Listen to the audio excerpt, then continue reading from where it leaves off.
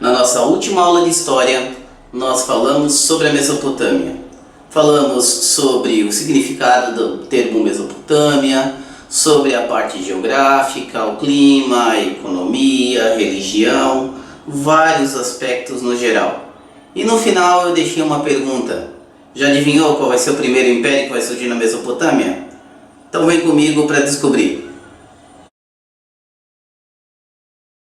Ainda falando sobre a religião, eu esqueci de mencionar anteriormente aí, mas um grande sacerdote se destacou nesse momento na Mesopotâmia. O nome do cara era Zoroastro, também chamado de Zaratustra. Ele fundou uma religião chamada de Zoroatrismo. Uma das características peculiares dos zoroatristas é que eles não acreditavam na questão de enterrar ou de cremar o corpo. Não. Quando uma pessoa morria, eles pediam que deixasse o seu corpo jogado para que, assim na terra mesmo, para que os animais devorassem o corpo da pessoa. Eles achavam que era uma forma de que a vida deles continuasse existindo, virando alimento para outros animais. E de que era o ciclo natural da vida.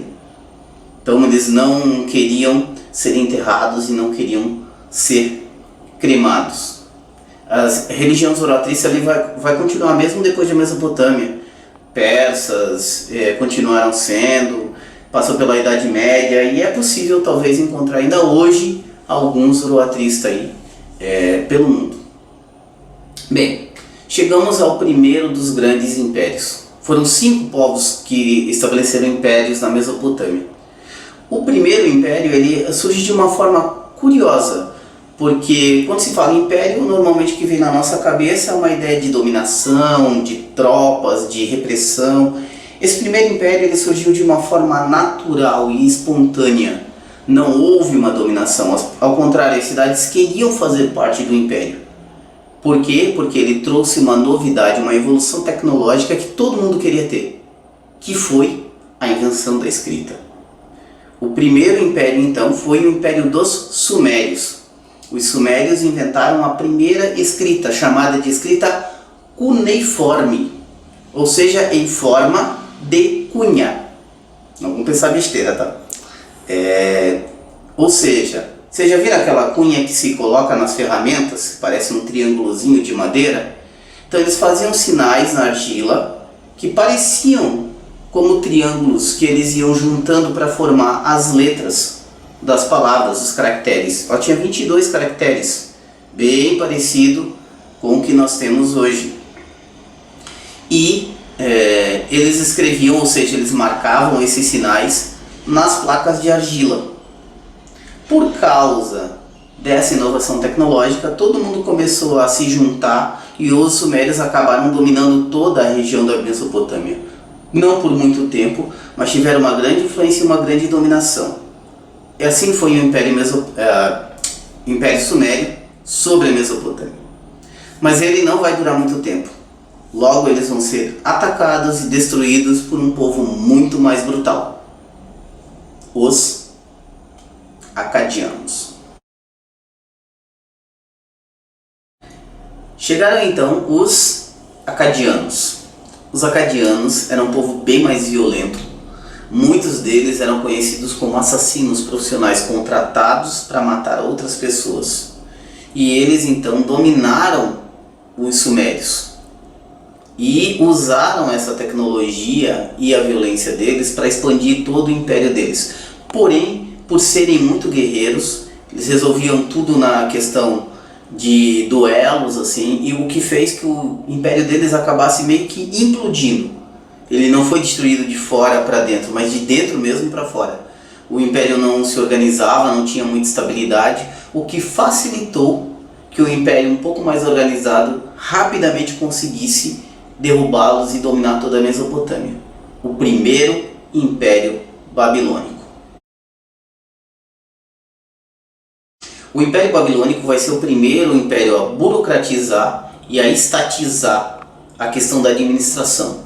Também vai diversificar bastante as profissões. E aí vai surgir uma figura muito importante, um cara chamado Hammurabi. E com ele a principal marca do império, o Código de Hammurabi, o primeiro conjunto de leis. Vou explicar um pouquinho como é que estava a situação. Lembra que eu falei que os acadianos resolviam tudo no duelo? Resultado, um cara ia lá e falava outra coisa que o outro cara não gostava. Ofendia ele. Como é que o cara resolvia? Matava o cara que tinha falado. Aí alguém da família do cara ia lá e matava o cara que tinha matado ele para se vingar. Vinha alguém da família do cara que morreu e matava esse novo assassino. E assim virava uma guerra entre as duas famílias, até uma família ser totalmente exterminada. Era uma violência que não tinha mais fim. Precisava se dar um jeito nisso. Então Hammurabi criou um código de leis.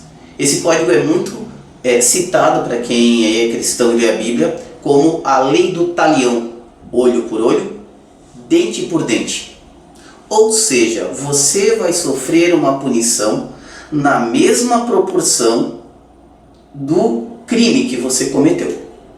Literalmente tem esse ditado olho por olho, dente por dente, porque há uma lei lá no Código de Hammurabi que diz: se você cegar uma pessoa, você vai ter um olho arrancado. Se você quebrar um dente de uma pessoa, vão quebrar um dente seu. É muito brutal, mas foi uma mudança e uma grande melhora para a sociedade. Como assim foi uma mudança e uma melhora? Há duas mudanças aqui. Primeiro, não é mais uma questão de vingança, mas passa a ser justiça, porque não é a família da vítima que vai atacar e exercer a punição sobre o agressor. Não, ele vai ser preso, vai ser levado a um tribunal, vai ser julgado e é a justiça que vai condená-lo à punição. Segundo, há um princípio aqui de igualdade entre o crime que ele cometeu e a punição que ele vai receber. Antes disso, se ele xingou a outra pessoa, ele vai ser morto. Agora não. Se ele xingou, ele vai ter que se retratar. Se ele quebrou uma perna, apesar de ser brutal, mas ele vai ter uma perna quebrada. Ele vai receber a punição mais ou menos no mesmo nível do crime que ele cometeu. Se ele mata um animal, obviamente que ele não vai morrer, porque uma pessoa é mais importante, considerada mais importante aqui do que um animal. Mas ele vai ter que pagar o prejuízo econômico que ele causou ao dono do animal. Então nós temos aí uma melhora, porque antes qualquer coisa era motivo de matar, agora não. Você vai sofrer uma punição de acordo com o crime que você cometeu. E aí nós chegamos ao nosso quarto império. Vindo da parte oriental, um império, um povo bem mais beligerante e bem mais cruel, os assírios dominaram toda a região da Mesopotâmia. Derrubaram o rei Hammurabi e foram conhecidos pelos seus grandes atos de crueldade, como, por exemplo, quando eles mandaram degolar 10.000 soldados do Império Babilônico sobreviventes na frente do povo. Isso então assustava. E o rei deles, o principal, Assurbanipal, também é conhecido por um outro episódio retratado na Bíblia. É nessa época que Israel é dominada pelos assírios e acontece o primeiro cativeiro dos israelitas levados para o Império Assírio como escravos. Chegamos ao último dos impérios.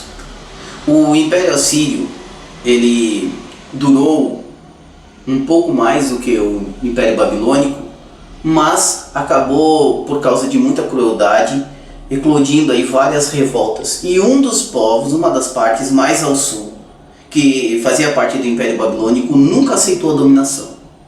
Esse povo chamado de Caldeu conseguiu se revoltar, aproveitou essa fraqueza e dominou todo o império, formando o segundo Império Babilônico, ou também conhecido como Império Caldeu.